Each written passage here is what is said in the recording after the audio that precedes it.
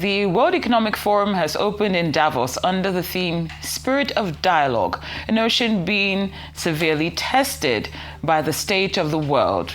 Star guest Donald Trump arrives with the largest U.S. delegation ever, following a year where his threats of tariffs and unilateral actions have accelerated the unraveling of the rules-based global order.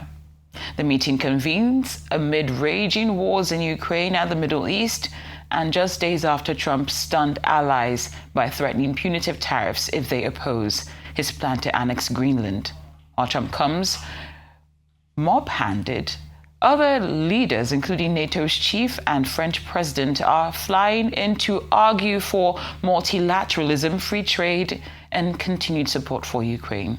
Meanwhile, Nigeria's vice president is leading a major delegation unveiling a sovereign Nigeria House to showcase economic reforms and attract investment in sectors like solid minerals and digital innovation.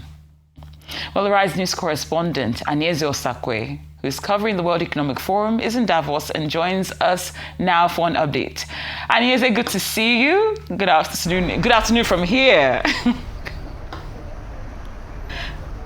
Yes, good afternoon, Cynthia. So good to hear from you. So good. Likewise, Anyeze. So tell us, please, what role is Nigeria playing at this year's World Economic Forum? And why the launch of the Nigeria House? Why is that significant? As quickly as you can.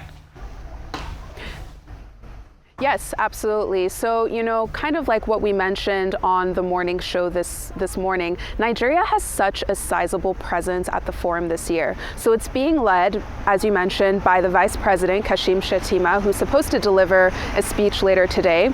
We also have the Minister of Finance, Wale Edu, and also the Minister of Trade, Jumoke Oduwole. And there are also a lot of Nigerian delegates who will all be present here in Davos at the Nigeria House for the first time ever. And I think that if we take a step back, the context under which Nigeria House is coming to Davos for the first time, it's the fact that a lot of people have pointed out the irony in this theme of the spirit of dialogue for the forum this year, because it literally feels like it's the polar opposite end of any kind of spirit of dialogue. And I think that in the midst of all of the turmoil and all of the drama that has unfolded from the second Trump administration is the fact that Nigeria really wants to emerge as an anchor, as an anchoring force for Africa. And, you and I have talked about this before, Cynthia, and we've talked about it on the morning show as well, is the fact that this administration always seems to be traveling. The president just got back from the UAE from a sustainability summit.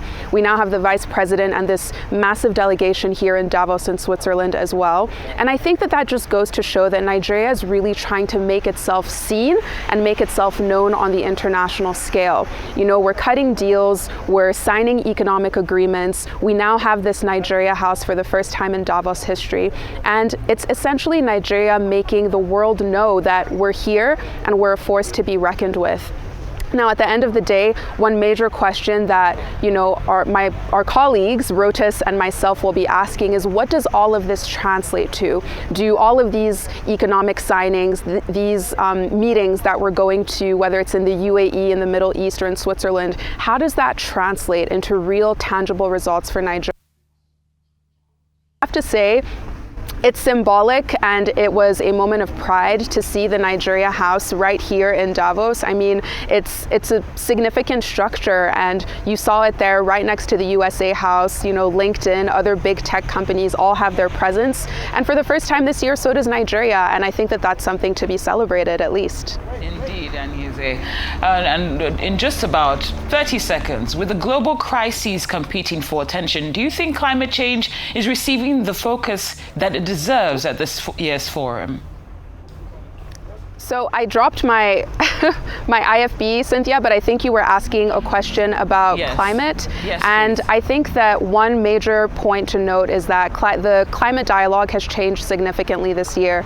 In years past, we have seen that climate has really been at the forefront of conversations at Davos, but this year it's kind of drifted to the sidelines. And in the lead up to Davos, I've really seen that a lot of headlines have been pointing to the fact that climate is essentially taking a backseat to the economy to geopolitical issues to wars, and aggression from the US that's ongoing in different parts of the world. We had this one headline about how the World Economic Forum released this global survey that essentially showed that leaders, politicians, experts all ranked climate at a lower level of importance than they have in previous years. Another statistic we saw is that this year, the number of private jets that flew into Davos tripled than in previous years. One final headline that I wanted to just point out is the fact that climate change isn't even being discussed in the media as much as it used to. So I'm glad we're at least touching on it now, but it's a real issue because we don't have to look far.